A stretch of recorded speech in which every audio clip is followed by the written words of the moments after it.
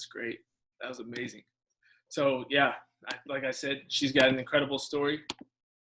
Love hearing from Michaela. So thank you for sharing that with everybody. So now what I want to share is just a little bit more of the mindset and approach that we have to discernment.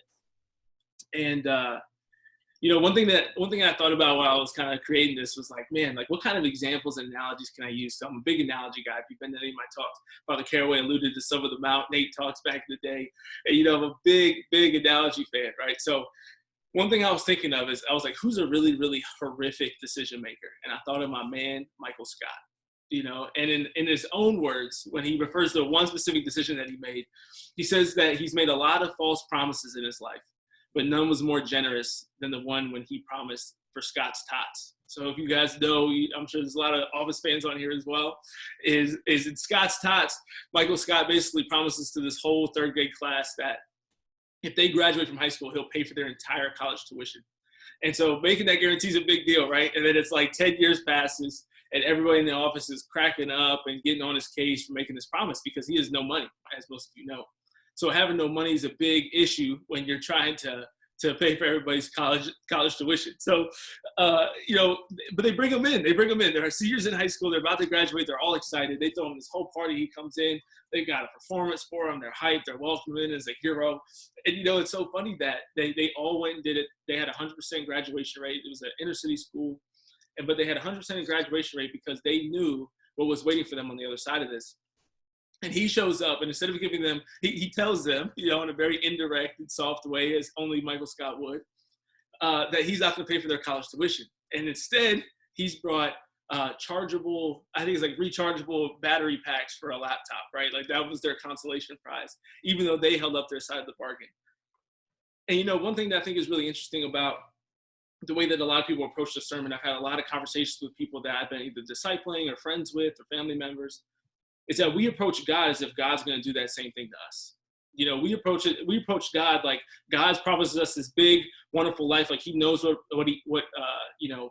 we need. He knows the deep desires of our hearts. We hear all that, but we think that he's going to give us the battery pack version, of what we want. We think that God's going to sell us this big, wonderful thing, his love and mercy. And we think that, we know the promises that he has for us in the future and the plans that God has for us. But a lot of times when it comes to actually trusting in him and doing what it takes to take steps in that direction, what we do is we think that, he's going to Michael Scott us. And we think that God's going to sit there and he's going to give us something much worse than what we had hoped for, much worse than what we had expected.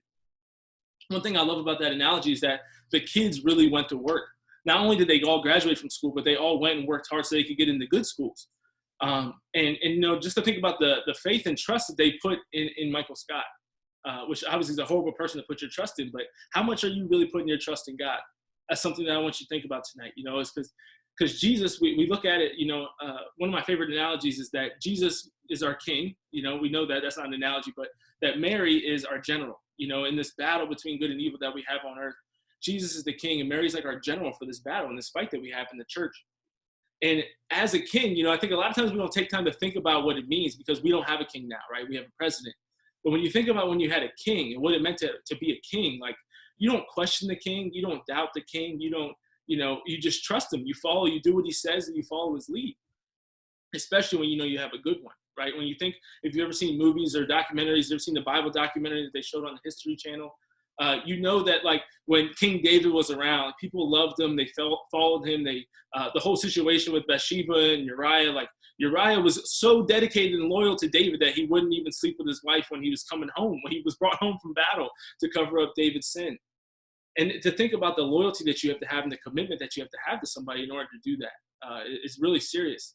And to really speak to God and say, your will, not my will, be done is a powerful thing, but you can't fake that. Right? When you're coming to God and you're saying, let your will, Lord, not my will, be done, you have to say that genuinely when you're coming to discern and make a decision. Because God doesn't want your half heart. He doesn't want half your heart. He doesn't want half of you. He doesn't want your part-time attention. He wants your entire being. And he wants your entire life to be committed to him. So, I know in my own personal journey, something that was a huge shift for me was when I discerned priesthood in college. So when you meet baller dudes like Father Caraway, in the seminary, when you're a student at Mount St. Mary's University, you gotta consider being a priest, right? You're like, man, these dudes are dope, they're ballers, they're awesome dudes. So I'm like, I gotta consider being a priest. I once heard that they said that all good Catholic men at least consider being a priest at some point in their lives.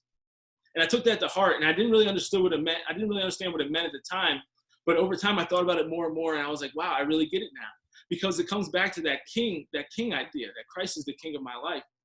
And if he's the king, then I got to be willing to do whatever it takes, whatever he wants, whatever he asks of me. And for many of us, if you're similar to me and you've had a passion for women throughout your life, if you've experienced a lot at a young age, and you've just been exposed to a lot of things in the world, and you get attached to them, you get accustomed and attached to certain sins that you don't want to, think about giving up for the rest of your life. All you're focused on a lot of times when you think about priesthood is all the things that we give up. We don't focus on all the blessings and things that come along with that.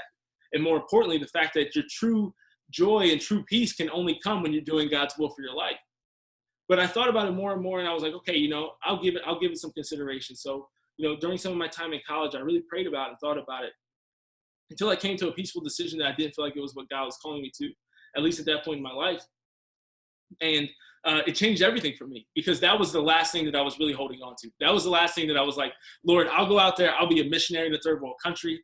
I'll go, do whatever you want me to do in the army. I'll do anything for you, but I'm not going to become a priest. That was like my no-go. And so thinking about that, and once I came and crossed that, this mountain, this huge obstacle that was between me and God, it changed my discernment forever. And it's something that, I've heard a lot of people, I think that when I've discerned decisions, I always say that I feel like I have a very clear vision, or I have a very clear understanding when I make a big decision of what God wants me to do, when it comes to big decisions in life that I've made and prayed about. And the reason why I think that is, why I believe that is because I come to those decisions and I'm like, Lord, literally whatever you want me to do, I'm willing to do. But that only came through a lot of prayer and struggle and difficulty with giving God everything that, that I wanted, and trusting that he was going to put me in the right spots, that he was going to provide for me in the right ways so I could really live the life that I was called to live. When you come to discern, we're soldiers that are approaching the king, asking for our orders. But at the same time, we're also sons and daughters who are approaching the Father, expressing our wants and desires. And so that's the dichotomy, in my opinion, of discernment and of decision-making with God, is that you're approaching it from both sides, right? So you want to come there as a child, and you want to be childlike and present your needs and desires to the Lord, because he cares for you. He loves you so deeply, and he wants to see your joy be full. But at the same time, we have to be disciplined like children are. And so when you think about like the best kids that you know, they're joyful, they're optimistic. Every time they come back and ask their parents for something, they've got that hope that the answer is going to be a big yes. They don't care about the price. Money doesn't mean anything. Time doesn't mean anything. None of it's real. It's like living life on quarantine, right? Like time doesn't exist anymore. And when you can live like that as a child, then you can come and you're optimistic and hopeful that every time you approach your parent, they're going to say yes. But at the same time, a disciplined and good child, the best children that you know, when their parent says no, we're not going to be able to do that right now, they accept that answer. And they accept whatever it is that their parents give them. They accept it with gratitude. And so it's so funny how we have this high expectation, this high standard a lot of times for the kids in our lives. A lot of us, for our nieces and nephews, or different people who hold different roles, we have these high standards for them, but we don't hold the same standards for ourselves when it comes to how we treat God the Father, how we treat Christ the King. So yes, of course, Jesus is our best friend. He wants to be our friend. He's our brother. He loves us dearly. He's willing to die on the cross for us, but he also asks that we, trust in him. A lot of us wouldn't even, trust God with a trust fall, or, a little basic little test of trust that we could do. And we expect that still he's going to give us some unbelievable clarity on the decisions we have to make. And it's just not possible to really get that clarity without having the trust, without having that connection and being committed to what he's going to call you to do. Because what is the purpose of him telling you what he's calling you to do if you're not going to do it anyways? If he can already see in your heart that you're blocked off and closed off to half of the possibilities that he might call you to, how's he going to give you a really good answer? So one of my favorite parts of the catechism is the very beginning, when it talks about what man was created for. And it says that man, the human beings were created, you and I were created to know, love, and serve God. And so that we can live with him in the next life, right? So knowing, loving, and serving God, that is the purpose for why we exist. So the reason why I bring that up is because that's the next thing I kind of want to talk about, is that your purpose is critical in, like, knowing your purpose is critical when you come to approach making a decision, right? Because when you know the purpose of something, then you're able to understand how you can accomplish that end and that purpose within the context of your day-to-day life, right? So, that was something that we were very big on in the Army. So the Army is big on task and purpose, at least in theory, right? So in theory, we want everybody to know what you need to do and why you need to do it. And the reason why you have to know the why, even though a lot of, commanders and stuff love to just give orders, the reason why we want soldiers to know the purpose behind something is because when you know the purpose behind something, then you can improvise, then you can get creative, and you can still achieve the outcome without needing to just be constricted into the way you were specifically told to do it. Because like we say, in the Army, no plan survives first contact. So that means that when you first receive enemy contact, when you see the enemy or you get in a fight, no plan survives that, right? There's always a change of plans after that. Things get shaken up. Just like Michaela told her story. Things are going to come. Life's going to hit you out of nowhere, and you got to be prepared for that. And the way to be best prepared for that is to know your purpose, know where you're trying to go, and know where you're trying to get to. And for us, generally speaking, we were created to know, love, and serve God and to get to heaven, right? That is the purpose of your life. Within that, though, God's created each and every one of us to serve in some particular way, and I believe that very, very deeply when I went to college. And when I was at Mount St. Mary's, I was committed, especially the first year, on deciding and determining who God created me to be and who God was calling me to be. And so that was the entire first year of college was dedicated to. And then I kind of dabbled in it in the second year as well, my sophomore year. But what I did was I just went out and I did every type of service that came up. So we had the Office of Service, whatever it is at the Mount, and of like service opportunities. And I did, Special Olympics, Habitat for Humanity. I volunteered at Old Folks Home. I did Big Brothers, Big Sisters. I did, we did the POW program with the police department, with the inner city kids. I went on mission trips in cities in the United States. I went to Dominican Republic every year. I started leading Bible studies. I did everything that anybody wanted me to do. I was just like, yes, let me get an opportunity to try to do this. And what I found was that there was enjoyment in all of it, right? Some of them I enjoy more than others, but eventually saying yes and continuing to work it out with the Lord and praying deeply every day and getting into a strong prayer life, I was really able to discern what I was called to do. And what I found that I was called to do, or what I found that I had gifts and talents and a true passion in, was evangelizing. So evangelizing through speaking, working with people one-on-one, and I really, really enjoy writing. And so that's what I've come to know is part of my big purpose. And so I started to ask God, more and more about how do you want me to live that out? Because that could go a number of ways, right? There's a lot of different ways that could play out. And so I had to think about it and pray about it and continue to work through it.